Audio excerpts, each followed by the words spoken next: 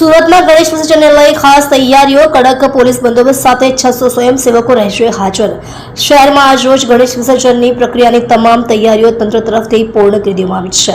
શહેરના 21 જેટલા કૃત્રિમ તળાવ પરથી 5 ફૂટ સુધીની પ્રતિમાઓનું વિસર્જન થવાનું છે, જ્યારે 5 ફૂટથી વધુ ઊંચાઈ ધરાવતી પ્રતિમાઓનું ડુમસ, હજીરા અને હજીરા દરિયામાં વિશાળ ક્રેન મારફતે વિસર્જન કરવામાં આવશે।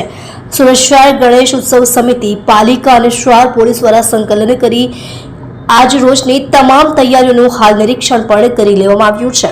ગણેશ વિસર્જનની પ્રક્રિયા ઝડપભેર રીતે પાર પડે તે માટેની અપીલ સુરત શહેર ગણેશ ઉત્સવ સમિતિ દ્વારા શહેરના ગણેશ મંડળોને કરવામાં આવી છે।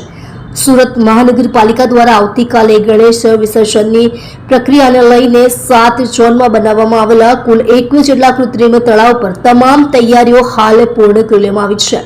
વિસર્જન માટે આવતા ભક્તો શ્રીજીની પૂજા અર્ચના કરી શકે તે માટે ટેબલોની પણ વ્યવસ્થા કરવામાં આવી છે, જ્યારે પૂજા માટે અલગથી ગાર્બેજ પેટી મૂકવામાં આવી છે। એટલું જ નહીં પરંતુ વેસ્ટમાંથી બેસ્ટ બનાવવા માટે પૂજાપાના સામાનની પણ છટણી એનજીઓની મહિલાઓ દ્વારા કરવામાં આવશે, જે સામાનમાંથી વેસ્ટમાંથી બેસ્ટ નવરાત્રી માટેની સુશોભિત વસ્તુઓ બનાવવામાં આવશે। આ ઉપરાંત ઓવારા ઉપર CCTV camera, halogen light, road, રસ્તા સહિત તમામ પ્રકારની વ્યવસ્થાઓ ઊભી કરવામાં આવી છે।